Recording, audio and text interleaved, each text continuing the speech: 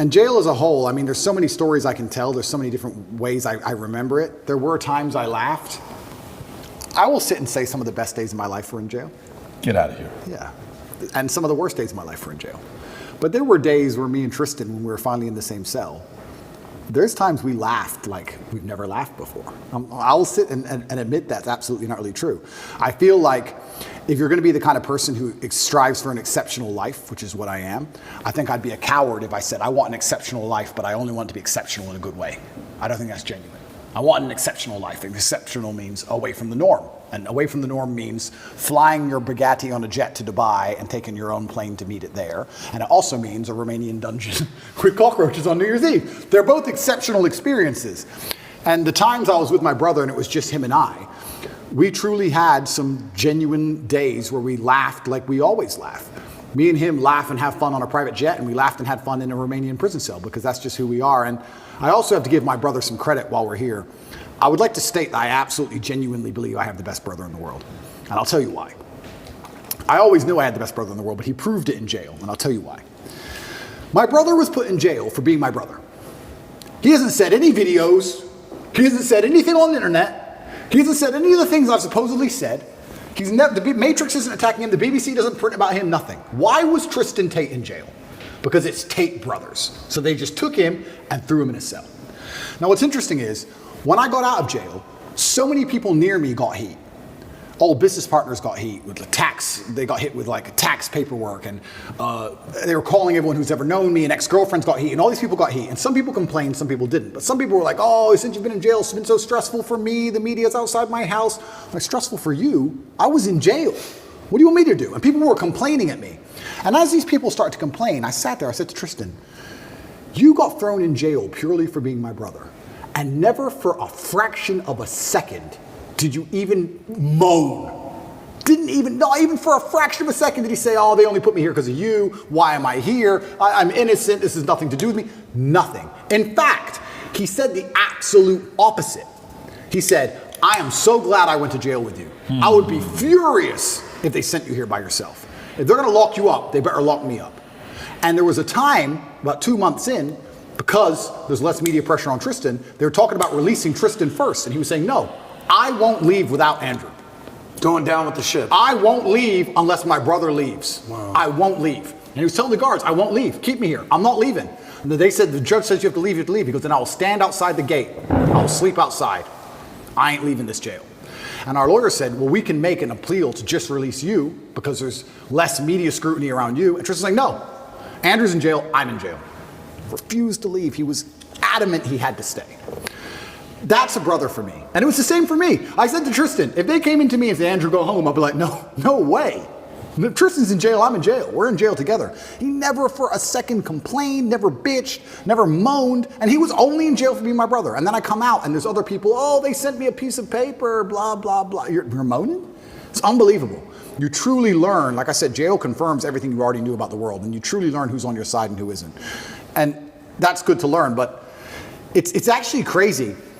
The larger psychological analysis of it all, everyone lives inside their own minds, right? So it's kind of crazy. I came out of jail, and some of the first messages I got from people was them complaining about the problems me being in jail had given. Like, you think that wouldn't happen, right? You think, oh, you come out of jail, people would be like, oh, are you okay? They're like, oh, you're okay? You're out now? Okay, yeah, well, listen, Mo. You'd be amazed. You'd be amazed. And I'm like, I was in jail. What do you want me to do? Yeah, that sounds unfortunate. I was in a jail cell. What do you want me to do about it? It's kind of crazy how much everyone's kind of self-interested. So it's been a learning curve, and you learn a lot about a lot of different people, and your circle gets smaller. And I think that's probably one of the reasons God put me in there, to just learn a lot and make my circle smaller. And you just have to listen to him and pay attention to it and say, okay, all right, you're off, you're off, you're off, you're on, you're on, you're on. But my brother, I have to give him credit, because I tell you, I also think me and Tristan are one of the best teams in the world because we have different roles inside of our brotherhood. My role is to be concerned and to panic. Not panic, that's the wrong word. I never panic.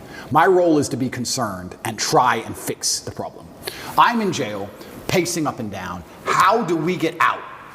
And Tristan's role is to not care. And together, that helps us achieve the objective best, because when we really need to get out, I'm in charge. His role is to not care. Sometimes, when it was at the height of frustration, I needed his superpower Tristan's superpower, and this is his superpower for life, is he is the master of not giving a fuck. We would go to court. We would go to court. Imagine this.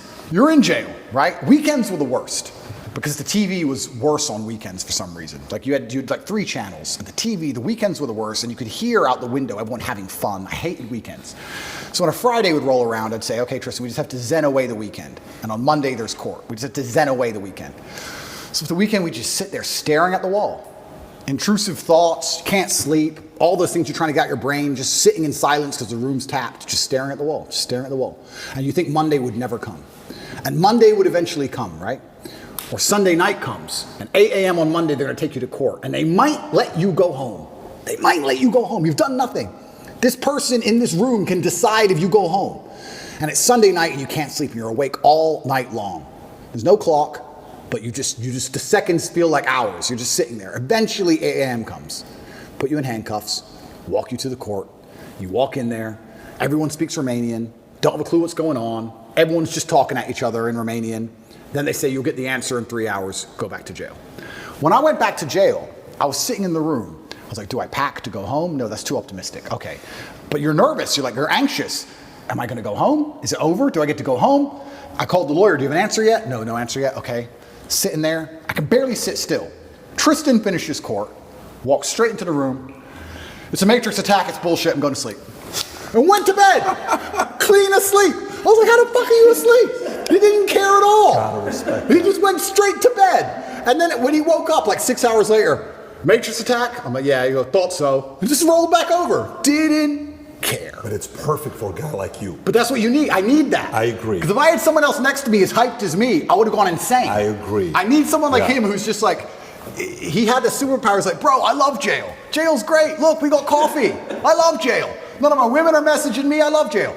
I'm telling you, I had 45 minutes on the phone a day, and I used all of my minutes. Tristan never made a single phone call from jail. Get out of here. Not one. I was like, Tristan, do you want to speak to anyone? Nah.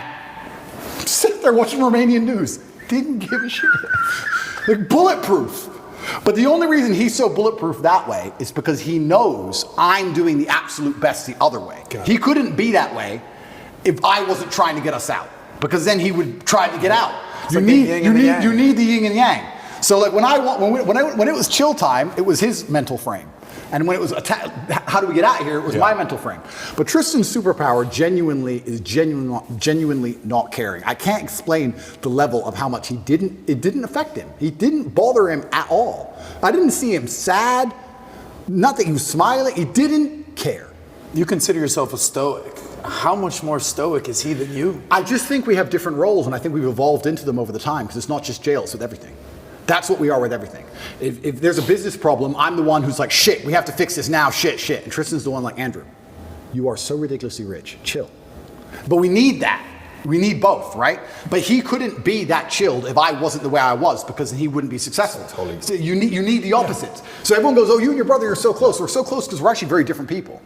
But yeah, he was amazing in jail. And even afterwards, I still struggle to sleep. He sleeps fine. Because I think my experience of jail was a far more stressful one. But I adopted that. Now, I'm not saying I couldn't have done what Tristan did. I could have done what Tristan did. If I were to go into jail and say, your MO is to not care, I could not care. But my MO was, how do I get out of this matrix attack? So I was the most stressed I've ever been in my life. So that's carried over. So I don't sleep. He sleeps fine. But he slept fine in jail. So why wouldn't he sleep fine now, right? So yeah, it was interesting, but I have to give him props, because it's amazing to have that level of clarity. And he said things which were absolutely and utterly true, things I already knew, but it was nice to hear. I want to ask you a question on this. So I have 2 boys, right? And one day they're going to watch this. They're not going to watch it right now. They're 11, 9, but they're going to watch this, right? And in school, I'll go and the kids that are, 11, 12, 13, they're like, you Andrew Tate, how was that interview? Oh my God. So 11-year-old kids are watching these types of content, but that's pretty wild where they're at. But here's a question about brothers. There's a lot of brothers out there. As a father, there's certain principles I'm teaching them, okay? One, if you can speak from the idea of how your bond was built based on a man, your father, Emery, injecting certain values and principles on the two of you. You guys better do this. I don't want to see this. And then which part of the code did you guys create? Because there's friendship, but there's brotherhood. There's a very different story. Absolutely. How was that developed? Yeah, so my father, and I have endless stories about my father. A lot of people who dislike me would call him an extremist. I don't think he was an extremist. I truly believe I had the best father on the planet. And from a very young age, he made it clear. He said, look, you're Tates and you're going to have enemies. You're going to have people who are against you. Your best bet is to be a team. So whenever me and Tristan would fight, which happened, we got put in a room together. And we had to sit in that room. And my dad would say 3 hours or 4 hours in silence. He'd sit us down in the room, here, looking at each other, and say, if I hear a noise, I'm starting the time again. And we'd have to just, imagine, when you're a kid and you fight and you're furious and you're so mad, and then you end up sitting across from the person you hate. Silent. Because if you make a noise, Dad gets mad. And Dad's outside, right? So just sit there, 2 hours, don't make a noise. We'd just stare at each other. And over time, we thought, every time Dad was home, we just stopped fighting, because it wasn't worth it sitting in this isolation, weird, silent stare thing. Because that's what happened on repeat. It happened like 5 times, and we just stopped fighting. We'd fight all the time when Mom was home, and when Dad would come home, we'd literally just look at each other like truce. Like, we don't want to sit and do this thing we had to do. Yeah. So we became a team, and then I think it evolved from there, because there's always been a hierarchy. I am the older brother, I'm the bigger brother. He does respect me for that. We both have opinions, but it can be vetoed by me in the end. And we have our specific roles. My specific role is I'm the one who takes the most action. I'm the one who over worries. I believe, especially in business and many other things, I say it to all my staff. I said react fast, react early. Like panic early. Like panic now. I don't believe in waiting for things. It's just not who I am. I can give you a million different examples. If my email processor, this happened just before my cancellation, said, oh, we'll put your account under review. You'll have an answer in 72 hours. As soon as I get that email, within 3 minutes, I'm like, get a new one. Get a new one. I've never waited for anything in my life and it worked. I've never waited and it worked out fine. Ever. Every time it's your canceled, every time it's your deleted, every time I'm like, no, get a new one now. Just get a new one. I need today's email out, get a new one. We can't get a new one, no one will accept us. Build one. So within a day, we built our own. Like, I'm the panic fast and early guy. Tristan's the complete opposite, and that makes us a perfect synergy, and I super need him, and I need his energy. Especially in jail, man. He was fantastic in jail. He was like, Andrew, I'm like, what? He goes, if when you were 18, they told you could be one of the richest, most famous men on earth, with street cred in every single city that knows how to speak English, all you had to do was sit in jail for 2 months, would you have taken it? I was like, yeah. He goes, and what the fuck do you care for? It's like, true. I would have taken that. He goes, I know he used to say that, what kind of man hasn't been to jail? That's what he's saying. He used to say, what kind of man hasn't been to jail? He loved jail. He was loving it all the time. He goes, what kind of man hasn't been to jail? Of course I've been to jail. I'm just a Tate. Of course I go to jail. Like, he didn't care. And his energy was amazing to tap into. But we both understand that neither of us could be us without the other one's polar. And that's why we live together. That's why we'll always live together. I've had a lot of women try and say, why do you still live with your brother? Why don't you want to live with me? And I try and explain to them that, 1, I don't think I can be my most competitive without him. 2, I'm most emotionally stable with him. I like the idea. I'm most competitive with him. I'm my best version of me. If it doesn't matter if I have to go into a fight, doesn't matter if I have to run a business, I'm better with Tristan by my side than I would be by myself. And 3, my ideal family life, even my ideal family, the way I live my life now, is very much more like a clan than a nuclear family. I like me, my girl, my kids, Tristan, his girl, his kids, my cousin, his girl, his kids. I like this idea of lots of people. I like that. I like that feeling. So a girl says to me, well, you don't want a family. Like, no, I want a family bigger than you want. I just don't want to just sit with you. I want a lot of people around me, and I think it's better for that. And I think it's better for the children especially also. I think they enjoy it more. But yeah, I've got the best brother on the planet. I truly do. And this is why I'm saying some of our best days of our lives are in jail. I was going to ask you that. You guys live here in this compound. It's an amazing place. I was going to ask you, you kind of just answered it, but you foresee yourself living with your brother the rest of your life? 1,000%. 1,000%. I can't imagine not wanting to live with Tristan. If you want privacy, you have privacy, right? We have a big house. So it is what it is. You're on one wing, he's on the other wing. It is what it is. But I can't imagine him not being around. If there's a problem, I just shout his name, or I just can't imagine it. And I know I'm my best self. Also, there's the overall male competition, the masculine competition that exists between us and between all men. So we live currently here. We got me, my brother's personal trainers here. We got camera guys here. We got war room guys here. We got loads of guys here. But I can give you a million examples. There was a record set next door of a gym, and there's a stair machine, and there was a record set of 188 floors within a time frame. I came along and smashed it with 198. I only held the record for 45 minutes because someone beat it with 202. As soon as the record's beaten, everyone gets pissed off and puts their trainers on, puts their shoes on. As soon as it's beaten, everyone gets mad. Who beat it? Who beat it? And everyone goes and did it. And that's how you push yourself to the level you never thought you'd be able to push yourself. 202? 202 floors in 30 minutes. Good luck. 202 30 minutes. No, that's what that was beaten with. Now it's 222. Been beaten again. I don't know if I'll ever get to that. But I'm still 198. I've got to try again. But the point is, when you have men around you, there's that natural masculine competition, and that's what drives you. If you're going to be the best version of yourself, even if you're a boxer training for a fight, you train with a team. You train with other boxers. You train with other boxers or other trainers. If you're on a football team, you're pushed by your team. I think life should be the same, right? Imagine you took the normal average man and you moved him into a house of 5 people, and you had a philosopher and a fitness expert and a hypnotist, whatever it was. That will make him a more competitive person overall because he's trying to compete with all the other people who are on his level. You don't want to take bitch position. So I don't like the idea of my life without masculine competition. That's why I'll always live with my brother. And if you met a girl one day who says, Tate, I want to have your babies, live with you, but it's kind of weird that your brother's here, what would you say to her? Yeah, a few of them have said that. I offer some degree of compromise. I'm like, look, we can have our own house separate if you really want, but I'm going to be spending a lot of time at that other house, including nights over. I want to stay with where my brother is. So you would compromise a little bit, but he's going to be living next door or with you. 100%. And I don't think, and that may be unusual in the Western world. I don't think that's unusual in many places. I love that, by the way. Well, you talk about this all the time. Oh, you don't even know how much I love that. Yeah, I love that. To me, as a kid, that was a dream. Like if you could, right next to each other, there's a family in our community, billionaire family. They live right next to each other. The oldest son has the biggest house, 12,000 square feet.